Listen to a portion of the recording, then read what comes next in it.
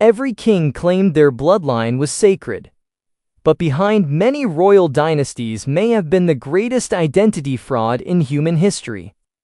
Every history book tells you the king was chosen by God. But tonight? Well, we're looking at the secret receipts that prove he actually paid for that privilege. Greetings, time travelers. We begin in the flicker of candlelight, where a crown is lowered onto a head deemed sacred. You see, the music swells, the peasants kneel, and the archbishop whispers that the blood in this man's veins flows by divine decree. It's a scene of ultimate legitimacy, a moment where the earthly meets the eternal. But look closer. Beyond the gold and the incense, there's a paper trail. A trail of forged genealogies, bribed chroniclers, and convenient deaths that were scrubbed permanently from the official record. In the grand theater of European history, you know, power wasn't just inherited, it was manufactured. In the dark. Tonight, we're exposing the divine blueprint, a forbidden manual used by history's greatest usurpers to hack the throne itself. These weren't just men wearing crowns. I mean, they were architects of the greatest deception ever sold to the masses. They knew that to rule the body, you first had to capture the soul of the people by rewriting the past. We're pulling back the velvet curtain to show you how a commoner with enough coin and a sharp enough sword could convince the world that God himself had signed their birth certificate. By the end of this, you'll never look at a royal portrait the same way again. Right? We are entering a world where bloodlines were drafted like legal contracts. And where the crown didn't make the man, the lie did. Welcome to the coronation conspiracy. Imagine, time travelers, a world where the law wasn't written in books, but in the very marrow of a man's bones. For over 1,000 years, you see, Europe was held together by a single, terrifying idea: the divine right of kings. This wasn't just some political theory, right? It was a cosmic absolute. The official story we've been handed, the one recorded in the dusty annals of the great houses, tells of a seamless, sacred baton pass across the centuries. From the iron-fisted Carolingians who unified the continent under the cross, down to the glittering Red Rose dynasty of the Tudors. We are told that power flowed like an underground river, pure, uninterrupted, and ordained by the heavens. The church whispered it from the pulpits, and the peasants whispered it in the mud. To challenge the king was to challenge the Creator himself. These monarchs were framed as the ultimate protectors of the faith, their legitimacy etched into their DNA by the hand of God before they even took their first breath. In the eyes of the public, you know, the crown didn't just sit on their heads, it was part of their very soul. But look closer at the portraits. I mean, here behind the gold leaf and the heavy ermine robes. If these bloodlines were truly sanctified by the divine, why were the royal archives kept under such heavy lock and key? Why did every new dynasty feel the desperate, almost frantic need to rewrite the family trees of those they replaced? The official history wants you to see a golden chain of succession, an unbroken link between the throne and the stars. But when you hold a candle to the parchment, you start to see the scorch marks where the truth was burned away. Because, as it turns out, the holy blood of a king wasn't always inherited. Sometimes, it was manufactured in the dark. And the first clue that the divine right was actually a divine deception? It lies in a document that shouldn't exist, hidden in the shadows of a monastery that history tried to forget. As we're about to see, the official version of history was only the first layer of the lie. Listen up, time travelers. How do you steal a crown and actually get away with it? Listen closely, you know, it's not about the sword. It's about the lie. To the rest of the world, you're just a warlord with blood on your hands, right? But to the heavens? I mean, you're an intruder. You need holy blood and you need it now. Enter the scribe syndicate. Forget the image of humble monks praying in cells. I mean, really. These were the world's first master propagandists. Their secret? You see, history isn't a fact, it's a weapon. And boy, they knew exactly how to sharpen it. They took common mercenaries and effectively rewrote their DNA. How? Well, it's simple, really. Find a dark century where the records are blurry. Discover a fake genealogy in some dusty corner. Suddenly, a common thief is now a descendant of King David. This was identity theft on a continental scale. But it wasn't a gift, you know? It was a transaction. A manufactured bloodline for a massive plot of land. The king got his throne, the monks got the power. It was the ultimate scratch-my-back deal, right? But even the best liars leave a trail. These scholars left one glaring mistake, a detail so explosive it could turn a king back into a commoner and trigger a total bloodbath. And guess what? It's been hiding in plain sight this whole time. Wait. Stop right there, time travelers. Look at this crown. You see, it's not actually made of gold, it's made of lies. You've been told for centuries that royal blood is inherited. Wrong. In the Middle Ages, it was manufactured. Welcome to the divine blueprint.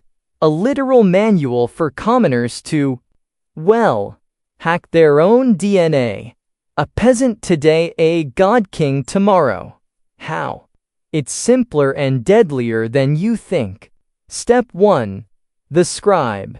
Imagine a brutal soldier who kills his way to the top. To the world. I mean, he's just a murderer. But to a corrupt monk, he's a blank canvas. Suddenly an ancient scroll is found in a dusty abbey. It claims this thug is actually a descendant of King David. The ink is still wet, right? But once it's read from the pulpit, it becomes the divine truth. But wait, what about the people who actually knew him? The villagers who saw him covered in dirt and, well, cow dung? This is where the blueprint gets dark. If you knew the truth, you had two choices.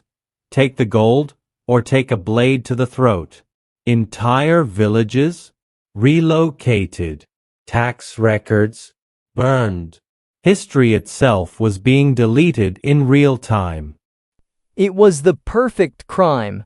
A shadow system that turned usurpers into saints. But here's the problem with rewriting 1,000 years of history. You're going to mess up. One European dynasty thought they were untouchable. They scrubbed every record. Well, except one. A tiny, explosive detail they missed for centuries.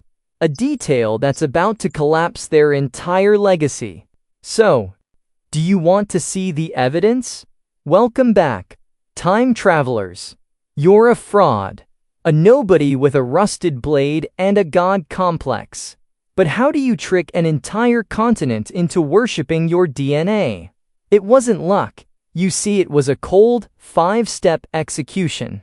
A blueprint for godhood, or the ultimate witness protection program in reverse. Step 1. The smoke. Stop waiting for your turn, right? Wait for the chaos. Plagues, civil wars, dynasties flatlining. That is your window. Look at the Carolingians. Before Charlemagne was the Great, his family were basically glorified butlers. They didn't just take the crown. They stole the silence after the collapse. If the records are burning, I mean, who's going to stop you? No one. Step 2. The scribe syndicate. You have the throne. Now, you need the narrative. You see, in the Middle Ages, if it wasn't on vellum, it didn't happen. Your move? Buy the church. Hire a scribe syndicate to discover a lost manuscript. BOOM, suddenly you're the descendant of a Trojan hero. If a monk says God chose you, you know, Who's going to argue? Step 3. The memory hole. This is the brutal part. To build a god, you must murder the man you used to be. Every tax record, every peasant ancestor, feed them to the fire. When the Tudors took England, they were just Welsh upstarts. Their solution? Burn the truth. Scrub the squire roots and replace them with the red dragon of King Arthur. No paper trail, no reality. Step 4. The miracle. Ink is cheap, but a miracle? Now that's the ultimate PR move. They convinced the masses that a true king could cure skin diseases with a single finger. It didn't matter if it worked, right? If one person got lucky, you weren't a politician anymore, you were a saint. Rebellion isn't just treason now. It's heresy. Step 5. The eternal lie. Repeat it until your grandchildren believe it. Forge the history. The Habsburgs literally faked the Privilegium Maius, a document claiming Julius Caesar gave them special rights. Total lie. But they lived it so hard it became the law of Europe. But here's the problem, time travelers. Lies require constant maintenance. And there's one thing you can't forge: DNA. In one specific royal court, a secret hidden in a single drop of blood was about to turn this divine blueprint into a death warrant. You won't believe what they found under the microscope. Ready to see the body? Imagine the sheer weight of a crown when you know it was bought with a lie. For these divine dynasties, you see, the truth wasn't just a secret, it was a contagion.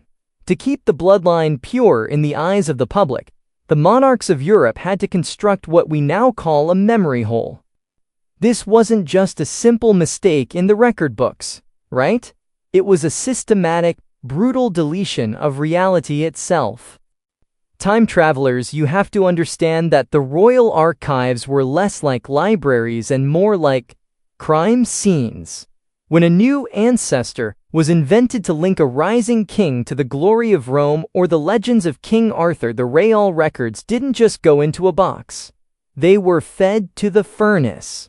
Scribes who spent decades meticulously forging these pedigrees often met sudden, quiet ends in dark hallways, or through unfortunate hunting accidents. After all, the men who hold the pen are the only ones who know the ink is still wet on a 1,000-year-old document. This created a state of high-alert paranoia that haunted the palace halls. These kings were masters of the world, and yet, they were prisoners of a ghost story. Every time a rival noble looked too closely at a family portrait, or a monk questioned the contradictory dates in a monastery's ledger, the machinery of the state moved to crush the doubt. The monarchs lived in constant fear that a single whispered word could strip them of their holy right to rule. But even the most powerful empire has cracks, right? To this day, hidden evidence of this grand deception occasionally surfaces, proving that you can't burn every bridge to the past. In a forgotten corner of the French countryside, researchers found the one thing the kings missed: a simple, mundane ledger that escaped the fire. It didn't list a divine lineage. It listed a future king's grandfather as a common merchant. And then there is this silent grave, a lonely, unmarked tomb hidden beneath a grand cathedral, containing a body wearing the signet ring of a prince who, according to official history, never existed. The immediate result of these lies was the birth of empires, but the hidden cost was the very soul of history itself. We are left with a grand golden mask, while the true face of the past has been eroded by centuries of calculated deception. But as heavy as that golden mask was, it was nothing compared to the one biological secret that was so dangerous. It threatened to bring the entire European feudal system to its knees. A secret that wasn't hidden in a grave or a scroll, but in the very veins of the royal heirs themselves. So, you have to wonder, why is the crown still there? It's because the lie worked. It worked so well that the forgery actually became the truth. Think about that for a second. Over 8 centuries, they scrubbed the records clean. The church? They were complicit, right? The law? Utterly bought. And the historians? They were nothing more than PR agents in robes. See, they weren't just building a family tree, they were constructing a fortress of illusions. You aren't just looking at history, you're looking at the world's very first viral marketing campaign. Written in gold and sealed in blood. Control the past and you own the future. Period. So, next time you see a royal wedding on your screen, don't see a fairy tale. I want you to see a crime scene. Ask yourself, is that truly a sacred lineage? Or is it the longest-running cover-up in human history? History isn't just written by winners. Time travelers, it is forged by them. They didn't just win the war. They deleted the truth. They took a chaotic, violent reality and wrapped it in a divine shroud, just to keep you in line for 1,000 years. Power isn't born, you know? It's manufactured. And that divine right? It is the most dangerous story ever told. Stay curious. Stay skeptical. And always question the throne. If you're ready to unlock the rest of the vault, hit that subscribe button and join our order. Until next time, remember, the past is never as solid as it looks.